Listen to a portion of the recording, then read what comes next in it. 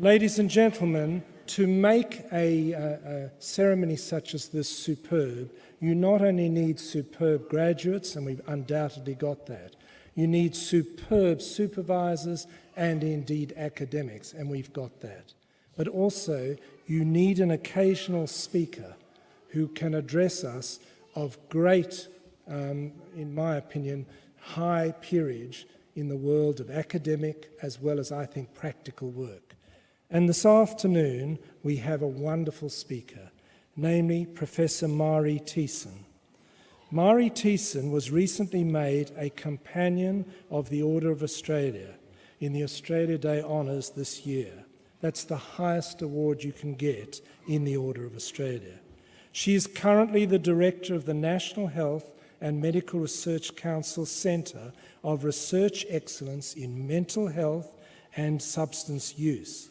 She's also part of the National Health and Medical Research Council Principal Research Fellow at the National Drug and Alcohol Research Centre. If that's not enough, she's also a Professorial Fellow at the Black Dog Institute. She's a Fellow of the Australian Academy of Health and Medical Sciences and a Fellow of the Australian Academy of Social Sciences. Maree's vision is to build the world's leading dedicated translational research program for the prevention and treatment of comorbid mental health and substance abuse. While it's widely recognised that there is a significant comorbidity in these two areas, they've traditionally been approached in isolation, making it virtually impossible to make significant inroads. Maree seeks to increase understanding of drug and alcohol and mental disorders, to prevent these where possible and to improve treatment responses. She's made an incredible and substantial contribution to medical research, with over 280 research articles, reviews, book chapters and books accredited to her name. The innovation of her research has been recognised through leadership of over 100 grants totalling $47.6 million. Maree grew up in rural New South Wales and proudly and rightly notes that she's the first person in her family to go to university, and what a winner she's been. Ladies and gentlemen, Professor Maree Teesson.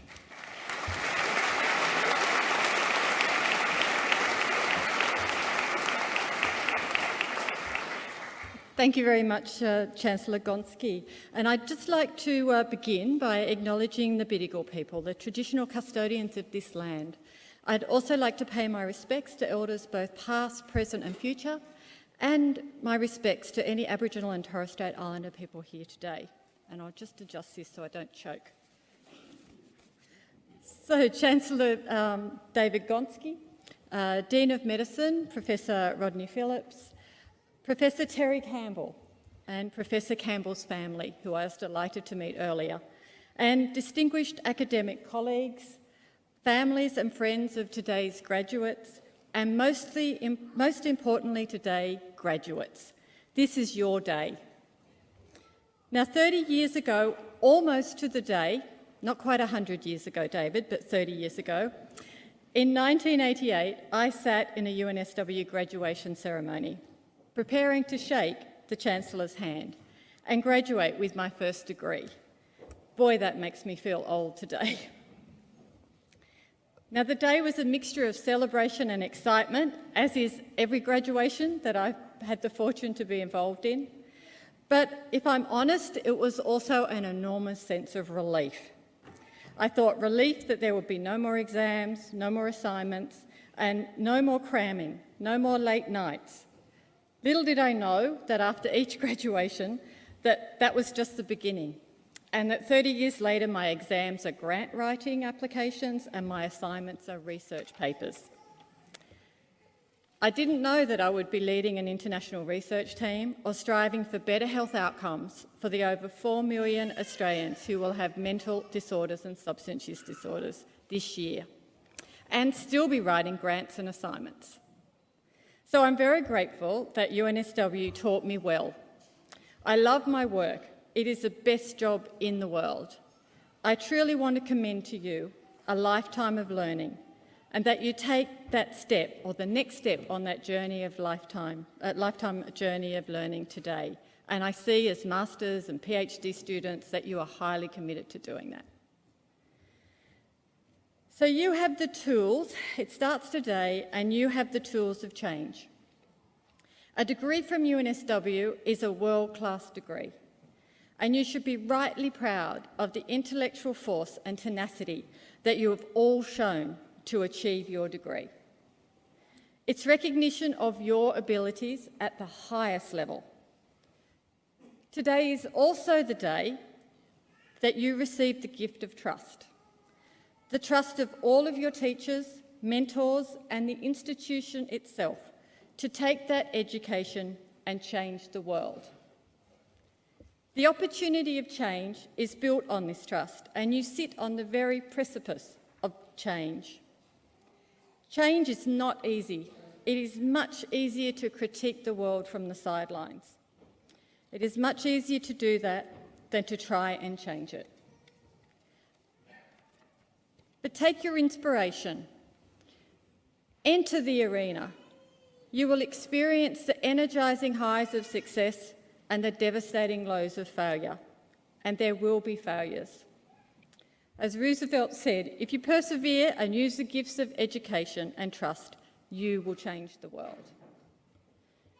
Today it's a great honour to reflect on some of the opportunities and values that have allowed me to have such a rewarding and exciting career in health and in health research. And the first opportunity was finding my calling. So as Chancellor Gonski mentioned, I did grow up in a very semi-rural community, and there were less than 30 children in total at my local primary school. My parents were passionate about education, despite both of them leaving school at 14. I was fortunate to have incredible teachers, as every graduate here has had incredible teachers, and a very supportive peer group. We loved learning, and my university friends remain my dearest friends and colleagues, and I know you too are surrounded by that camaraderie. I saw it as you smiled at each other, as you congratulated each other as you got your degrees here today. I can see it in your smiles. Treasure that camaraderie. UNSW Scientia professors Barbara Gillam, Gavin Andrews, Helen Christensen and Professor Terry Campbell all taught me how to do high-quality research. I know I'm very fortunate to work with the best academics across the world. So the best and the first advice I can give is to seek out and work with the best minds. At every stage of your career, they will challenge you. If you are the smartest person in the room, you are in the wrong room. These mentors taught me that we can prevent and we can cure diseases and disorders. They taught me that we can improve health. They taught me that the effective prevention and early intervention can significantly reduce disease burden.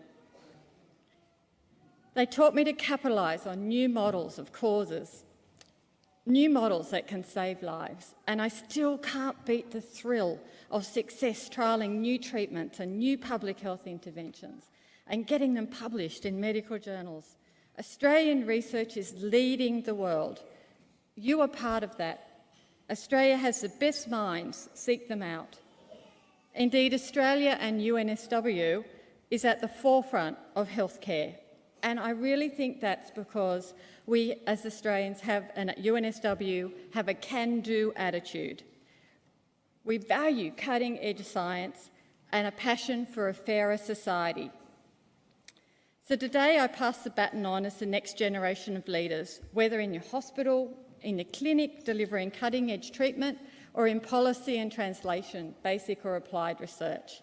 You are the future leaders. Now, there will be hurdles. I'm both a scientist and a woman. And now I want to talk to everyone in this room.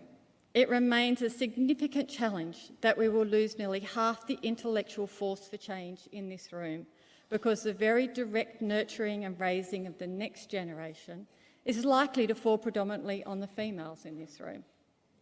It will not be shared as it should be. If you are a female, your contribution will often be doubted. Like on a recent international trip that I took with a colleague who is somewhat younger than me as we boarded the plane. And we were greeted with, hello, Mrs. Teesson. And I'm thinking, my mum's not here? Can't be my mum. And for my colleague, she got the same, except it was, prefer Miss Lampkin. She's 10 years younger than me, so I'll forgive her being called Miss. And then as the flight continued, the flight attendant very carefully and very tentatively approached us and said, "You can't both be professors, are you?" Well, yes. And of course, this just fires me up. Underestimate me, please. And for the women in the audience, use that power to make a change. So I'd like to say that we simply cannot afford to lose half the nation's intellectual firepower. My husband also suggests that I say to all the men in the room, we cannot afford to lose half of the nurturing workforce, and that's what we lose. My second piece of advice is to be kind and share the responsibilities. So maybe your sons and daughters will not face these same hurdles. Which brings me to my third point and final point, leading change and tackling new challenges. How important that is and how unsettling that can be.